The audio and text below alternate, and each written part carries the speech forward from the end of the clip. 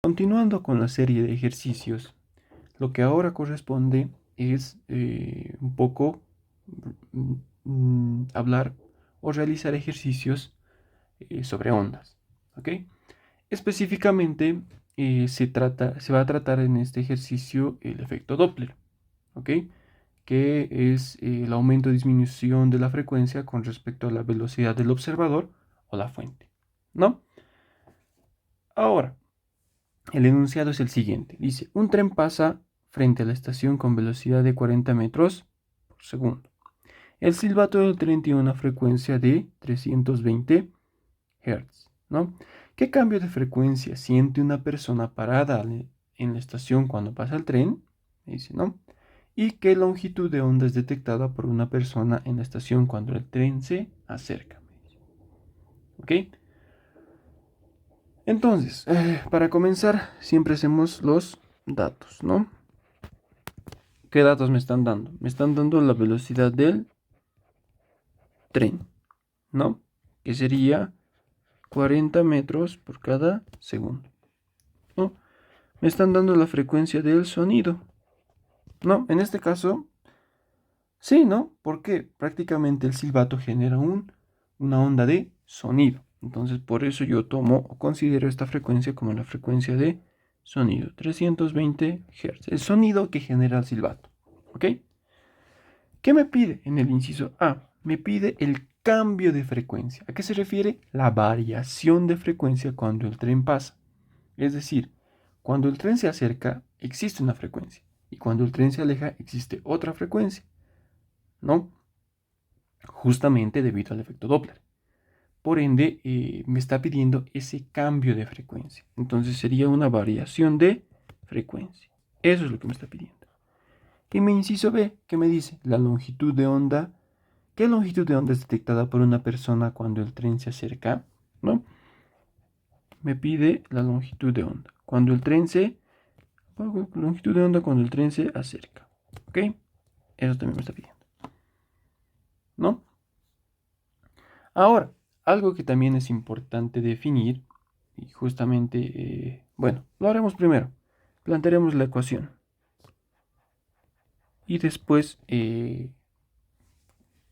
continúo con lo que quería mencionar. Me pide el cambio de frecuencia. Entonces, ¿cómo sería mi cambio de frecuencia? La variación de frecuencia sería la frecuencia que se escucha o que, que- que existe cuando el tren se está acercando, cuando el tren se acerca, menos la frecuencia cuando el tren se aleja. Eso es lo que me está pidiendo, ¿no? Pero ahora, ¿cómo yo hallo estas frecuencias? Justamente aquí entran los conceptos o la ecuación, o la famosa ecuación del efecto Doppler, ¿ok? Si bien hay muchos casos, es decir, bueno, si bien se aprenden distintos casos, dice, cuando la fuente se acerca y el observador está quieto, cuando el observador está en movimiento, pero la fuente está quieto. O sea, hay distintos casos, si bien hay distintos casos, la ecuación que resume esto es la siguiente. La frecuencia del observador es igual a la frecuencia de la fuente por la velocidad de onda, podríamos decirlo, por la velocidad de onda, menos más menos la velocidad del observador sobre la velocidad de onda menos más la velocidad de la fuente. ¿Ok? Esa es la ecuación que me resume eh, todos los casos que existen. ¿Ya? Entonces, entender bien esta ecuación prácticamente voy a saber usar en cualquier caso. ¿Ok? No se olviden. Bueno, ya he colocado nombres, ¿no? Velocidad de onda, velocidad del observador y velocidad de la fuente, ¿no? Ahora, lo que aquí hay que entender es los signos del numerador y del denominador. Cuando se usa positivo o negativo y positivo. ¿Ya? Y esto también lo voy a anotar acá. En el numerador, uso positivo cuando el observador se aleja a la fuente. Se aleja a la fuente. ¿Ok? Y uso negativo cuando el observador se acerca a la fuente. ¿Ok? Para el caso del denominador, ¿qué tendría? Denominador. Uso el negativo cuando la fuente se acerca al observador. La fuente se acerca al observador. Y uso positivo cuando la fuente se aleja del o al observador. ¿Ok? Entonces, si yo entiendo bien estas condiciones, prácticamente esta ecuación me va a servir para cualquier caso. ¿Ok? Entonces, algo muy importante que debemos, bajo esta condición, entender es quién es el observador y quién es la fuente.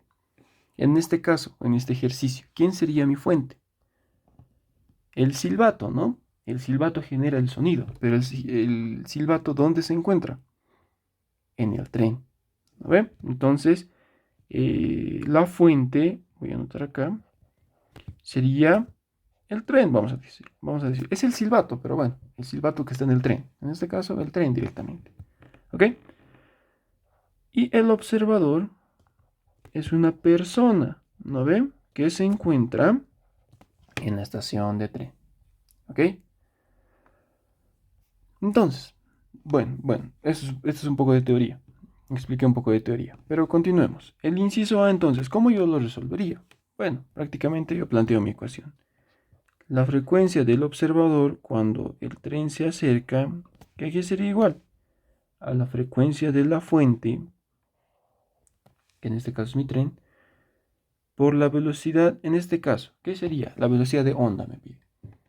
¿Qué velocidad sería? La onda en este caso, ¿qué es? El sonido. ¿Ve? Entonces sería la velocidad del sonido.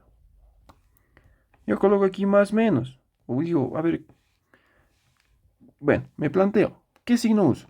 ¿Positivo o negativo? Y me pregunto, ¿el observador se está alejando de la fuente? ¿Se está acercando? ¿Qué está haciendo? En este caso prácticamente me dice que está en la parada de la estación. Por ende su velocidad es cero. Entonces no me interesa si es positivo o negativo, porque mi velocidad del observador es igual a cero. ¿No ven? Todo esto sobre, ¿qué tendría? Nuevamente, la velocidad del sonido. La fuente se está desplazando, ¿tiene alguna velocidad? Sí, aquí sí me interesa el signo porque prácticamente el tren está en movimiento, ¿no? Entonces, ahora sí, yo me hago la pregunta. ¿La fuente en este caso se está acercando o alejando del observador? Se acerca, ¿ve? ¿Y qué hemos dicho cuando se acerca? Se usa el negativo por la velocidad del tren, si ustedes quieren. ¿Ven? Así. Listo. Con estas condiciones yo tendría que la frecuencia que del sonido que existe es de 320 Hz. ¿Ven? La velocidad del sonido. Esta es una constante, siempre es dato. 340 metros por cada segundo, ¿no?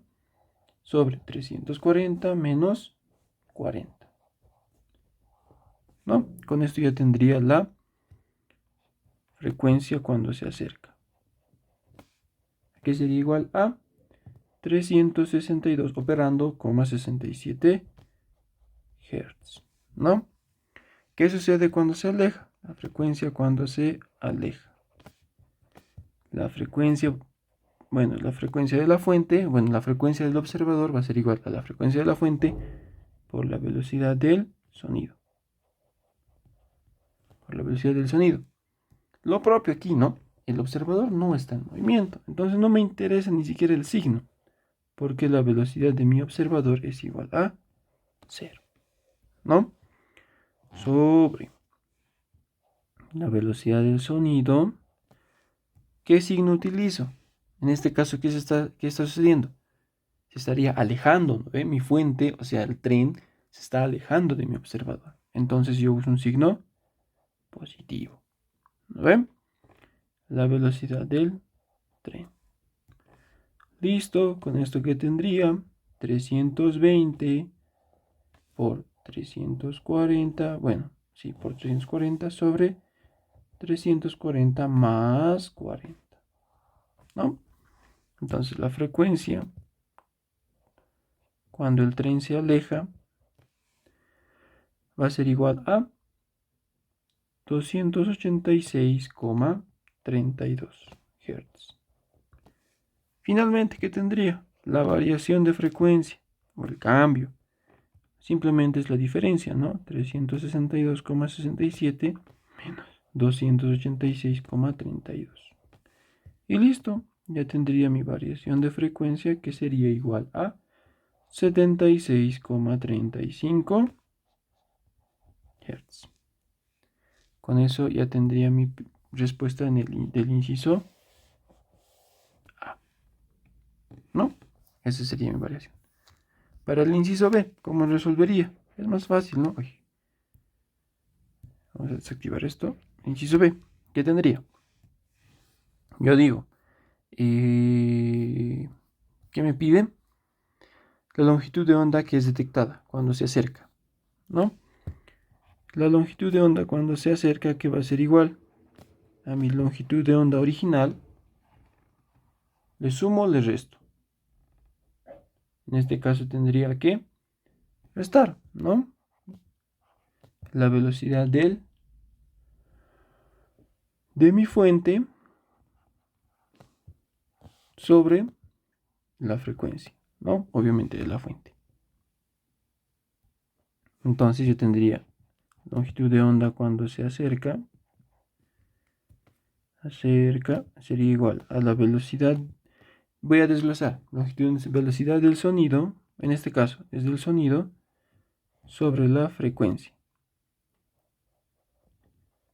del sonido, ¿no? Menos la velocidad de la fuente, o en este caso yo le voy a colocar la velocidad del tren sobre la frecuencia del sonido también, ¿no? Reemplazando datos sería igual a 340, velocidad del sonido, menos la velocidad del tren, que sería 40, sobre la frecuencia, que ambos tienen la frecuencia, sería 320. Y bueno, esta es una pregunta más de complemento, ¿no? Para saber usar las ecuaciones. Pero lo importante era el inciso A, 0,94 metros, ¿no? Esto ya es un poco más de una pregunta complementaria, ¿no? El inciso B. Pero aquí lo que más me interesaba es el inciso A, en donde se ha utilizado una ecuación general y dependiendo del caso existente del ejercicio, se utiliza, bueno, se manejan el observador, bueno, velocidad del observador y de la fuente y también los signos, ¿no?